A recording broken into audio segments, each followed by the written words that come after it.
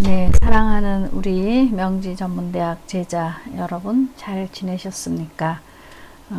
독서와 토론 오늘 6차시 강의를 시작하겠는데 그동안 5차시까지는 그 우리의 여러 가지 문학 장르 중에서 그 온문, 시에 대한 부분을 공부했습니다.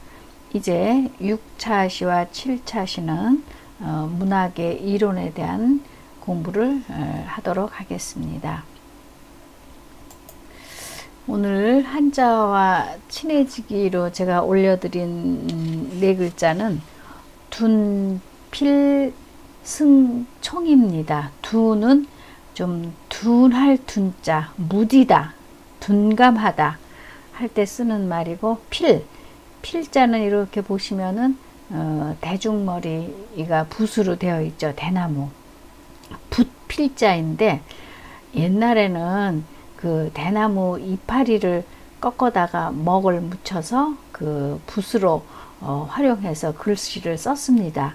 이제 나중에 뭐 짐승의 털을 또 뭐 털로 된 모필, 이렇게 이제 필기도구가 발전해서 요즘에는 이제 볼펜 또 뭐 쇠로 된 펜촉, 만년필 이렇게 다양한 형태로 전에 변화되어 왔죠. 붓필자, 둔필. 그 다음에 승은 승리한다, 이긴다, 나을 승자입니다. 그리고 총은 귀, 이, 변이 붓으로 되어 있어서 총기, 기억력이 좋은 거, 총명할 총자입니다. 그래서 이제 둔필이라는 거는 둔하고 무딘 그런 펜으로라도, 펜이 뭐 하는 겁니까? 적는 거죠. 메모하는 거죠. 적어 놓는 것이, 메모하는 것이 무엇을 이기느냐? 총기, 기억력. 우리 제자들도 지금 19, 20, 또 50, 뭐 50일 이렇게 각자 나이가 다르다고 하는, 다르죠. 그런데도 일주일 전 내가 뭘 했지? 뭐 예를 들면 또 어제 내가 먹은 음식이 뭐였지? 이렇게 잠깐 회상할 일이 있을 때 때로는 얼마 전 일인데도 기억력이 흐려지는 경우가 없지 않아 있죠. 그래서 특히 우리 이제 글쓰기, 독서, 토론 이런 과목에서 익숙한 것은 메모를 잘 해야 된다는 것입니다. 적어 놓는 거요. 요즘 우리 제자들, 저도 뭐 핸드폰에 이렇게 메모하는 기능이 있어서 또 그때그때 잊지 못할 일, 잊으면 안 되는 일, 뭐 달력에도 기록을 하고 여러 가지로 하죠. 저는 지금까지 우리 제자들 오랜 시간 동안 그 오프라인으로 우리 대면 강의할 때 항상 한 학기에 한 번은 남대문 시장에 가서 500원짜리 이렇게 수첩이요. 그러니까 수첩이 크고 무거우면 나쁘니까 그냥 주머니에 혹은 핸드백에, 책가방에 어느 구석에 넣어 다녀도 무겁거나 전혀 부담이 안 되는 수첩을 꼭 이 둔필 승총과 함께 선물을 했습니다. 학생들에게.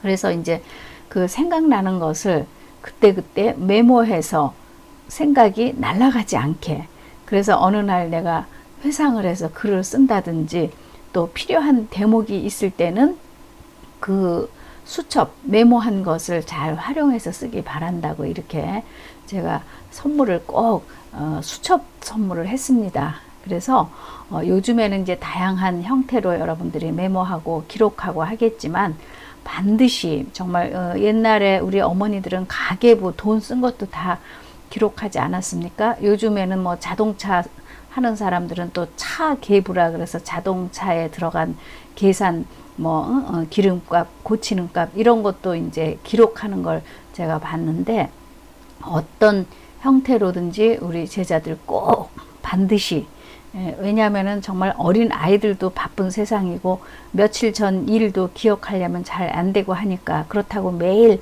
일기를 쓸 수도 없죠. 쓰시면 좋겠지만, 그랬을 때 그냥 수첩에라도 그 키워드, 중심어, 그 사건이 있었던 어떤 상징적인 단어 하나라도 적어 놓으면 나머지가 다 이렇게 불러일으켜지는 것처럼 반드시 메모하는 습관, 기록하는 습관은 자기가 사업을 하든 전공을 어떠한 형태로 하든 꼭 필요한 것이라고 저는 봅니다. 그래서 둔한 펜으로라도 기록해 놓는 것이, 적어 놓는 것이 기억력, 총기를 이긴다입니다. 그래서 어떤 형태든지 우리 제자들 꼭 메모하는 습관을 가지셨으면 좋겠습니다. 이제 오늘은 책의 61쪽에서 69쪽에 실려 있는, 이제 그동안 우리 문학, 독서는 이제 문학 작품을 대상으로 하는 거니까 문학 공부를 해왔는데, 그러면 그런 것을 통해서 많은 걸 느끼셨죠. 또 글도 써 오셨고요. 그래서 그 문학의 기능이 이제 세 가지로 볼 때, 크게는 물론 교시적인 기능과 쾌락적인 기능인데, 그 둘을 함께 합쳤을 때 어떤 그 문학의 기능, 문학의 효과, 문학의 효율성이 드러나는지를 이제 문학의 이론으로 공부를 하겠습니다. 먼저 그러면 그 문학의 기능 중에서 교시적인 기능은 우리 책에 61쪽에서 64쪽에 실려 있는데, 자, 교시라는 말이 무슨 말입니까? 역시 이제 교시적 기능, 쾌락적 기능, 종합적 기능 전부 한자어로 이렇게 쓰여 있죠. 그래서 제가 한자 얘기 아까도 이제 우리 둔필 승총 공부했지만, 특히 법률 공부, 뭐 행정학 공부, 부동산 공부, 뭐 대부분의 많은 여러분들의 전공에서 이렇게 한자가 우리말처럼 많이 쓰이고 있으니까 이제 낯설지 않게 그 뜻은, 저는 절대로 우리 제자들이 읽고 그 뜻을 좀 생각하는 정도에서 그치기를 바라지, 막 완전하게 쓰라고까지는 원하지 않습니다. 쓰시면 더 좋겠지만 다른 일도 할 일이 많으시니까. 그래서 이제 지금 제가 이 페이퍼를 우리 제자들에게 제시했는데, 대부분이 한자 글자가 많기 때문에 우리말로 바꾸려고 해도, 교시는 우리말로 바꾼다고 하면은 뭐 가르치는 거죠. 가르치는 거. 그러니까 교훈, 그럼 교훈도 한자고. 그래서 교는 가르칠 교자에, 시는 보여준다는 겁니다. 그래서 뭔가 이렇게 가르침을 보여주는 그런 기능이 문학 속에 들어가 있다. 그러니까 문학의 주제가 무엇이냐. 우리 왜 고대 소설 같은 경우에는 뭐 권선징악이다. 사람이 착하게 살아야지, 나쁘게 살면 끝에 가서 저렇게 불행해지는 거다. 그러니까 인간다운 인간이 되어야 된다. 이런 것을 어떤 주제적인 측면으로 포함하고 있는 것이 바로 교시적인 기능입니다. 그러니까 문학은 언어 예술이죠. 언어 예술의 장르는 이제 그동안에 공부했었던 시도 있고, 앞으로 이제 소설도 공부할 겁니다.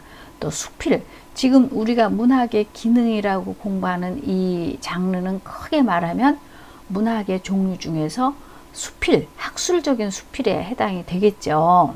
그래서 우리가 서양 대학에, 외국의 대학을 공부하러 갈 때 이제 맨 처음에 이제 어플라이 한다 그래서 서류를 낼 때요, 에세이를 쓰고 에세이로 졸업한다 이런 말을 써요. 그러면 에세이는 그냥 우리말로 단순한 수필이라는 것으로만 번역되는 것이 아니라 학술 논문의 범위까지도 다 에세이에 들어가는 겁니다. 그래서 내가 여러 대학이 있지만 내가 검색을 해보고 알아보니까 미국에 뭐 있는, 외국에 있는 어느 대학 내가 가서 공부하고 싶습니다. 저는 한국에서 이런 걸 공부했습니다. 라고 자기를 잘 소개하고 알리고 뭘 하고 싶다는 것을 그 대학에 내는 거예요.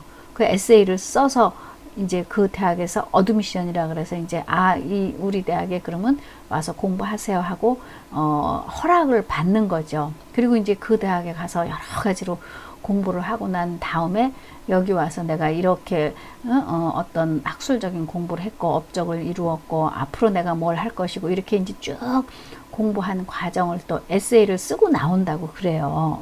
그랬을 때 이 문학의 기능으로 봤을 때는 어떤 교훈적인 거, 학술적인 거, 그런 것도 이 속에 다 들어간다. 이렇게 큰 틀에서 그렇게 보시기를 바랍니다. 그래서 이제 첫째 교시적인 기능에서 문학 작품의 그 가르침, 훈계, 또 뭐 학술적인 내용, 그런 것은 어떤 걸 담고 있는가, 어떤 윤리관이나 도덕적인 가치관을 지능이라는 거는 업시키는 거예요. 그러니까 예를 들면 뭐 톨스토이 이야기라든지, 우리나라 지금 103세로 정말 그 최고령의 철학자이신 그 김영석 선생님의 어떤 많은 작품들, 뭐 서양에서 뭐 마르크스 아울레리우스의 인생록이라든지 그 철학, 인생 이런 걸 다 담은 그런 것은 무엇이냐? 삶을 이렇게 살아야 된다. 윤리적인 거, 도덕적인 가치관, 그런 것을 담은 종류, 교훈을 담은 많은 종류의 글이 바로 언어 예술로서의 기능을 그 속에 담고 있다는 거죠. 그러니까 주제는 그 속에다가 잘 덮어놓고 있으면서 다 읽고 나면, 아, 이것이 이렇게 이런 훈계, 교훈적인 내용을 담은 것이구나 하는 것을 알 수 있게 만드는 겁니다. 그래서 그 교시적인 가르침을 보여주는 종류의 작품을, 예를 들면은 거기 수신 교과서, 인생을 어떻게 살아야 된다, 자기 마음가짐, 신체 훈련, 이런 것을 담은 형태의 글. 그 다음에 규범서요. 규범이라는 거는, 아, 남의 집에 가면 어떻게 해야 되고, 제가 우리 말로 저는 눈치라는 말을 또 좋아해요. 우리 제자들 눈치껏 살아라. 뭐 남의 거를 이렇게 뭐 훔쳐라는 것이 아니라, 어떤 상황에서 내가 지금 나가야 될 건지 들어가야 될 건지 눈치로 판단하는 것도 저는 굉장히 중요하다고 생각해요. 어떤 그 룰을, 규정을 어기지 않으면서 적정선에서의 처신을 하는 것도 많은 훈련과 많은 생각과 그런 좋은 시간을 보냈을 때 형성이 되는 거죠. 그러니까 어떤 그런 예의, 범절, 규범, 이런 걸 적어 놓은 책을 우리가 규범서라고 하고, 또 신문의 사설이요. 아이고, 세상이 막 이렇게 어지럽게 돌아가는데 그렇게 살아서는 안 되지요 하고, 그 교과서적인 사회의 어떤 방향을 제시해 주는 각 신문사마다 요즘 세태에 일어나는 거 보면은, 아이고, 그렇게 하면 안 되죠. 뭐 검소하게 살아야죠. 또 아끼면서 살아야죠. 요즘 너무 낭비가 심하지 않습니까? 요즘 너무 환경 생각하는 마음이 없는 것 같아요. 그러니까 우리가 뭐 자기 컵을 가지고 다니기를 뭐 국민 운동으로 한다든지, 큰 것을 하는 것이 아니라 자그마한 것도, 이렇게 신문에 실리는 사설 형태의 그런 글들, 또 명심보감이라 그래서 이거는 어린이들이 그 인격 수양을 위해서 중국에 오랫동안 내려온 그 고전에서 성현들의 말씀을 편집해서 잘 만든 그런 수신 교과서 같은 글입니다. 그래서 뭐 쉽게 말하면, 착한 일을 한 사람은 하늘에서 복을 내려주고, 또 그렇지 않은 사람은 벌을 주고, 또 그래서 순리적인 삶을 살아야지, 그 역류하는, 역행하는 삶을 살아서는 안 된다 하는 내용을 적은 글이 명심보감. 또 책은담이라는 것도 우리의 삶을 살아가는데 꼭 필요한 지혜, 지식, 정신 수양 서적, 뭐 처세 지침서, 서양에서 말하면 탈무드 같은 종류의 책이요. 그러니까 뭐 높은 관직에 있어도 어떤 명예나 이익을 구하지 말고, 정말 그 자리에 있을 때 베풀 수 있는 거는 최선을 다해서 베풀 것, 이렇게 그 인생의 좋은 지혜를 담아 놓은 책들. 그러니까 이런 종류의 책은 전부 이거 문학 아니라고 할 수 없죠. 문학 작품이기는 하되 교훈적이고 훈계적인 내용을 담고 있었다. 아까 인생록 제가 말씀드렸죠. 뭐 철학자, 많은 철학자들이 써내신 인생에 대한 거. 저는 아프니까 청춘이다, 이런 종류의 책도 저는 인생의 어떤 고찰을 한 끝에 나온 책이라고 생각해요. 그것도 우리가 큰 범위에서는 문학 작품으로 볼 수 있죠. 수필 종류의 책. 그래서 그것도 제가 여기서 말하는 그 교훈적인, 교시적인 내용을 담고 있다. 그리고 이제 누가 이야기했는지 몰라도 세계 4대 성인 중에 한 사람이라고 하는 공자님의 말씀을 적어 놓은 책이 바로 이 논어 아니겠습니까?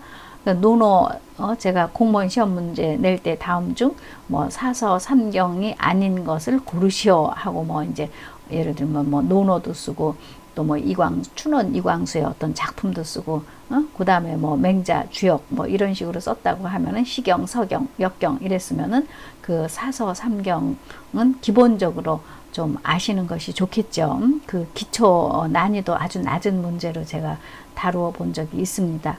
그래서 이 논어라는 책에서도 보면은 아이고 우리 때때로 배우고 때때로 익히고 그러면 즐겁지 않은가, 또 멀리서 친구가 찾아오니까 참 기쁘지 아니한가, 또 다른 사람들이 나를 알아주지 않아도 그거 탓하지 않으니까 그런 것이 우리 인간다운 사람다운 사람 군자가 아니겠는가, 이런 좋은 말들이 들어가 있는 이런 논어 같은 종류의 책들이 우리가 이제 교훈적인 교시적인 글을 담아 놓은 글이다, 책이다, 이렇게 이제 말할 수 있습니다. 그러면 이제 제가 조금 전에 그 논어를 통해서 이제 공자님의 생각을 이제 교시적인 기능에 이렇게 맞추어서 말씀을 드려보면, 문학이라는 것은 저는 그래서 문학, 문인, 글 공부하는 사람들은 전공을 떠나서 그 우리의 마음이 가장 순화시키는 것에 이 문학 작품이 기여를 한다고 생각을 합니다. 그러니까 때로는 내가 막 오염되고 먼지가 많이 묻었는데 가서 좋은 시 한 편을 읽다 보니까 우리 그동안 정말 좋은 작품들 참 많이 공부했죠. 그러니까 거기를 가니까 내 때 묻은 영혼이 깨끗이 맑아지는 것과 같다. 순화되는 것과 같다. 그래서 문학이 독자들로 하여금 뭔가 순수하게 순화시켜주고 좋은 쪽의 마음으로 깨닫게 하고 정신의 변화를 가져오게 하는 데에 기여를 해야 된다. 그래서 문학의 교훈적인 기능이라는 것은 공자님께서 말씀하신 그 사무사의 경지, 그러니까 시 300편의 전체적인 주제를 이 공자님은 한마디로 사무사라고 하였다. 사무사라는 말은 무슨 말인가? 인간의 마음을 순화시켜야 한다는 관점에서 생각하기는 하되 무는 없을 무자고 거기에 사는 사악할 사자입니다. 그러니까 나쁜 것, 좋지 않은 것은 소톱만큼도 없는 가장 순수하고 가장 깨끗한 선한 아름다운 맑은 투명한 교과서 같은 역할을 우리가 영향받을 수 있는 것이 바로 문학에서 얻을 수 있는 교시적인 기능이 아니겠는가, 이렇게 말씀을 하셨습니다. 그러니까 모든 종류의 책이 설사 거기에 악인을 등장시킨다고 하더라도 그 등장시켜진 악인은 선인을, 착한 사람을 부각시키기 위해서 주제적인 측면에서 하나의 장치를 해놓은 것이다. 그러니까 문학은 정말 우리 인간의 마음을 순수하게, 순화하게, 정말 그 아주 맨 처음에 태어났을 때의 그 아가의 모습으로 우리가 돌아갈 수 있는 그런 어떤 영향을 끼치는 것이 아니겠는가. 그래서 이제 두 번째 제가 거기 문학당의 설이라는 말을 책에 있는 걸 가지고 왔는데, 당자는 이 부수가 쌀미변으로 되어 있죠. 그래서 이거는 엿당자입니다. 엿은 맛이 어떻습니까? 아주 달콤하죠. 달지요. 그러니까 당은 이제 엿당자이지만 달콤한, 아주 달콤한 거, 우리 대부분 쓴 거보다는 우리 달콤한 거를 대부분 좋아하시죠. 그 다음에 의는 이제 옷 의자이지만 어떤 문학 작품에다가 달콤한 것을 이렇게 뒤집어 씌우는 거예요. 그러니까 우리 저 병원에서 혹시 약 처방 받아 보면 이렇게 캡슐 같은 데 가루가 들어있는 거 있죠. 근데 그 가루를 바로 먹으면은 입이 너무 쓰니까 그 캡슐 속에 이렇게 담아가지고 그 쓴 것을 감추는 거, 쓴 것을 달콤한 것처럼 만드는 것이 당이설이라는 말입니다. 그러니까 우리가 교시적인 기능이 중요하다고 해서 너무 천편일률적으로 막 교훈적인 거 막 정말 한문 선생님이 훈화 훈시 우리 초중고 시간을 회상해 보면 우리 제자들은 어떤지 몰라도 교장 선생님, 담임 선생님이 너무 교통 신호 잘 지켜라, 뭐 머리는 어떻게 하라, 옷은 단정히 입어라, 이런 교훈 혹은 지식 이런 것만 교훈 지식이 좋은 줄은 알죠. 그런데 막 그것만 잔뜩 자꾸 강조하고 그러면은 별로 귀에 안 들어오고 마음에 안 들어오고 솔직히 좀 지루하고 저도 그런 추억이 있습니다. 그래서 그것을 어떻게 달콤하게 쓴 것을 달콤하게 문학을 잘 포장을 할 것인가, 그것이 이제 작가들이 다양하게 다 읽고 나니까 아이고 이거 이렇게 대단한 사건을 막 우리가 손을 땀을 쥐고 이렇게 긴장하고 영화를 보고 또 소설을 작품을 손에서 놓지 않고 읽었는데 결국은 이런 어떤 그 속에 내포된 의식은 아주 선한 거, 착한 거, 순한 거, 이런 것을 강조하기 위해서 이런 사건, 이런 플롯, 이런 것으로 이렇게 포장을 한 것이 아닌가. 그래서 문학 작품에서는 이런 것도 읽히기 위해서 교훈 지식을 잘 전달해 주기 위해서는 그렇게도 할 수가 있다. 그렇게 하기도 한다. 그래서 우리 작품에서 보면 아까 제가 그 교시 이야기할 때 권선징악적인 주제를 강조한다 그랬죠. 권선징악 참 여러분들 수능 시험 공부할 때 말도 못하게 많이 들었던 이 사자성어죠. 권한다, 선. 착한 것은 권장하고 착한 것은 추천하고 징벌한다. 악, 나쁜 거, 좋지 않은 거는 그냥 벌을 내리는 거. 그래서 그 특히 고전 문학 작품에서 보면은 이렇게 도덕적인 교훈, 뭐 춘향전이라든지 여러분들이 또 심청전이라든지 이런 고전 문학 작품에서는 대부분이 그런 도덕적인 교훈을 강조하고자 이 교시적인 기능을 강조하고자 권선징악적인 그런 주제를 작품 속에 많이 담고 있었다는 겁니다. 그래서 이제 우리나라뿐만이 아니라 서양의 이제 프랑스의 사르트르라는 그 실존주의 문학의 거장 그 사람도 문학이란 무엇인가, 제가 또 여기에 쓰지 않았지만 톨스토이 작가의 인도주의 같은 거, 그런 것이 전부 사회나 정치나 저런 식으로 하면 안 된다는 한거의 뜻도 그 속에 담아서 그런 글을 쓴 내용, 그런 산문을 옹호했다는 겁니다. 그러니까 문학이 개인의 마음을 순화시키는 것뿐만이 아니라 사회까지도 올바르게 인도하고 또 사회 변혁에 적극적으로 양심적으로 참여해야 한다는 그런 관점이 바로 이 사르트르라든지 혹은 톨스토이의 인도주의 같은 것이 전부 이 그 문학에서 말하는 교훈적인, 훈계적인, 교시적인 기능이 이 속에 담아서 활용되고 쓰여졌다는 겁니다. 그러니까 우리가 그 사실은 교훈적인 거, 훈계적인 거, 아까 제가 지루하고 재미없다, 그럴 수가 있다.